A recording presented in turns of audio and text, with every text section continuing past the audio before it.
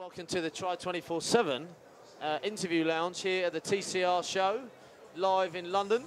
The time's just coming up to 4:30, and we are delighted to have Mr. Nick Rusling from the London Triathlon, recently been promoted as Managing Director. Hello, Nick. Hello, Tim. How you been? Yeah, very good, very good.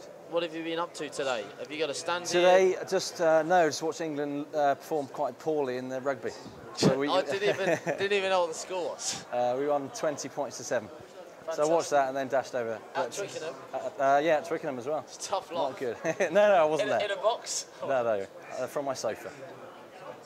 And have you got a stand here? Are you involved in the TCR show?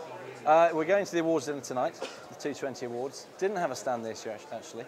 We've had one the last couple of years, but no stand. So I'm just wandering around, seeing what's going on and chatting to a few people and sitting down with yourself.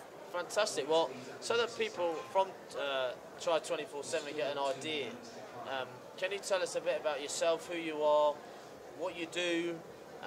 We know the London Triathlon's a fantastic event, but what's your role in it? What do you do? As you say, I'm the Managing Director, which is a massively exciting role in very exciting times for the sport. With yourselves recently launched, more and more events happening. The sport's in a fantastic time.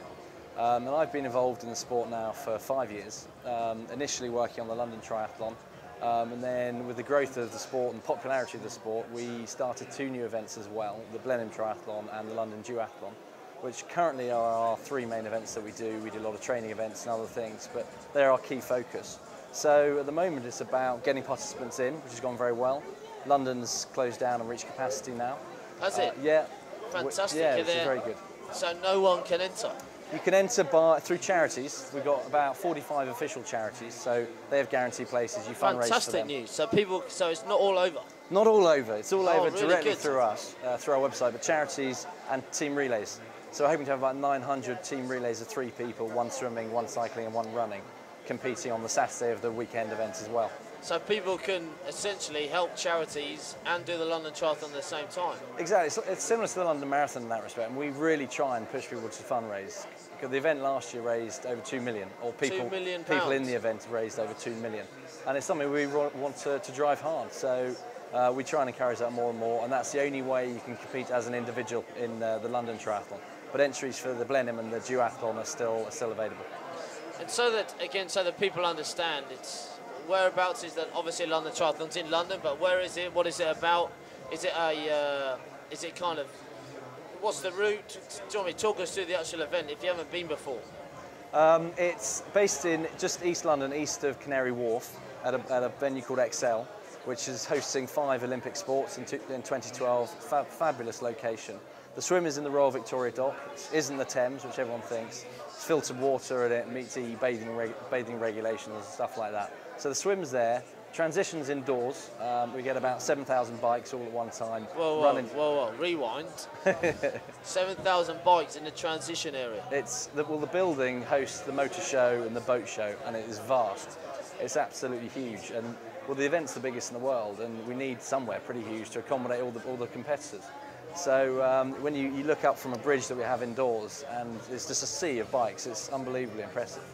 So they pick up their bike from there if they can find it. That's pretty tricky.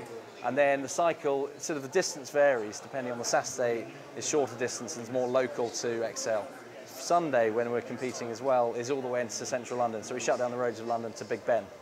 So people cycle past all the landmarks along the Thames there, which is fantastic. Back to the building, Excel. And then the run is just around the dock, and it finishes inside an expo similar to this, and everyone runs inside the middle of the expo, and there's the gantry there and medals and all the rest of it. That must be like a fantastic atmosphere. I mean, you could probably look at it in one or 2 ways. You could look at it as an event that's too big and maybe a lost, or you can see it as an exciting event. How do you see it? Well, we're very careful. I mean, that's part of the reason we've reached capacity. We're very cautious not to overfill it. Obviously, everyone will start to have negative experiences, too many people in their way, and that would just be detrimental to the sport and to what we're trying to achieve. So very deliberately, even though we could fit more people in, we have set it at capacity as it is at the moment. And I think we're also cautious on people starting in waves, so it's never more than about 300 people will start at one point in time. And then really just everything builds to this amazing atmosphere. And we have music going on, a massive expo that takes place at the same time. So it's a bit of a carnival. That's what we exactly try and achieve, is a festival atmosphere. There's about 45,000 people came down over the weekend last year. BBC Grandstand cover it. We've got the elite guys. Have you got BBC again this year? BBC will be back. Fantastic. About 60 different countries it's broadcast to. That's got to be fantastic for the sport. And I'm assuming that anyone can do that, or is it? I know the entries are closed, but people can still do it through the charities, which is great. So, can beginners do it? If you've never done a triathlon, can you do it? And if you have done triathlons, can you do it? Is it a particular niche that you try and target, or is it just anyone that wants to do the sport? It's absolutely anyone. I mean, that's what we've really tried hard over the last few years, is to make sure that the sport's not just our event, but the whole sport is perceived as very achievable. And that's, I think, really breaking through. 5 years ago, people would see triathlon as, wow, you're doing a triathlon, and I wouldn't dream of doing it. Whereas in our event and a number of other events, there's super sprint distances, which are very achievable, sprint distances, and then the full Olympic distance. And as I said, we have the team relays as well. So it really is about getting all comers in. We have the elite guys, we have a fantastic elite international race. We have a sub 230 wave, which is for top club triathletes and quick guys, but not the elites. And then beyond that, it's to anyone and everyone. And it's about 50% of people who take part are first timers. And the other 50% are guys of all abilities who've done one or two before, or or more. And you mentioned there's also Blenheim, and what was the other one? The London Triathlon. Yeah. So and you're involved in all of those as well, yeah. And is that all based on the similar principle of essentially anyone and anyone, if you want to do it, come and have a go? Absolutely. Carnival atmosphere. That's the key. I think that's why the sport is doing so well across the board. It's social, it's fun. People can take it seriously, and they do, and it becomes their life, and they get the bug. Or they can dip in and out of it, keep fit, train with friends, and that's exactly the whole atmosphere we want to have through all of our events, for sure. So Blenheim is a weekend. I mean, it's the most stunning palace. Blenheim Palace is a privilege to be there, and so for that reason alone, it's good to come along to. It doesn't have the Olympic distance. It's sort of earlier on in the season, so it's that ease into it type of, or so people can build up to. So many people do kind of Blenheim before London as a stepping stone. Yeah, or London or any other event. It's a nice way to get into the season. It's at the beginning of June, so the water's fine, not too cold. Big family atmosphere. We have kids' villages going on, again, music and all sorts of trade stands and food. And then we have people competing continually for 2 days. And the bikes are in the Duke's courtyard. So we have a couple of thousand bikes. We have to carpet it to protect his stones. And then everyone comes in from the lake up to the courtyard and cycles around the grounds, and it's fantastic. That sounds stunning. Yeah. I think there's a couple of events there that we might have to visit. No, you'd be welcome. We'll bring our little Come on portable down. studio. Come on down. What we're going to do now is, that's great news about the event, and we now know that events entries are still open for charities, but obviously... That's the London one. That's the London. Blenheim and London Triathlon, they're visit our both website. as well. Fantastic. Triathlon actually isn't open yet, so that will open in March. But visit the website and all the information's there. Fantastic. Now what we're going to do now is do a bit of a inside to who Nick Rusling is, so that people get an idea of scary thought. Because I think, especially in the community of triathlon, people do want to know about the race organisers. Do they know about the sport? Who are they? So I think if I'm sure people can come and say hello to you at the events, come and give you their opinions. Mm-hmm. Do you welcome that, or do you kind of stick up and stay in an office and just kind of run the operations from an office? No, we were all opinions, and after every event we do a lessons learned exercise where we feed in our own opinions. People we work with, yourself, you fed into it last year. All our competitors, all our volunteers. So it's all fed into this big old document. It tends to be about 20 pages long.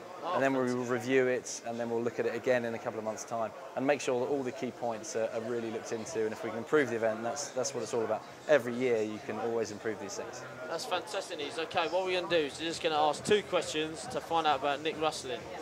Got 25. What talent would you most like to have apart from the ones you already have? I'd love to have been more talented at sport. I love sport, it's my passion. Watching it, playing it, organising it. To me, it's what life's about. And ultimately, if I could have been international at rugby or cricket, I'd have been an exceedingly happy man. And then the other question was, what are you good at that would surprise people? And we've had some fantastic answers today. Julie Dimmins was fantastic at some board game. Right. Norman Stadler is a very good racing driver. Is he? So, do you have a talent that is unknown? Unknown Can be anything. to the big. I'm quite good at drinking pints quickly. Unbeatable, but I tend to hold my own. That's probably my #1 talent. That's your #1 talent. And then finally, if you could invite 3 famous dinner guests, living or dead, to dinner, who would they be? Muhammad Ali, absolutely. Elvis Presley, and it's going to have to be a beautiful lady. I was going to say 2 gents. I would probably have Kylie Minogue. Kylie Minogue. Yeah. So Nick Rusling, that would be Kylie Minogue, a good dinner Muhammad party. Ali, and Elvis Presley. That's a good little combo. Yeah, I think it'd be fun. Well, anyway, Nick, it's been fantastic talking to you. I'm really glad that we can work together and hopefully enhance the sport of triathlon. Absolutely, we're looking forward to working with you. Fantastic. Cheers, Tim. Thank you. No, thank you.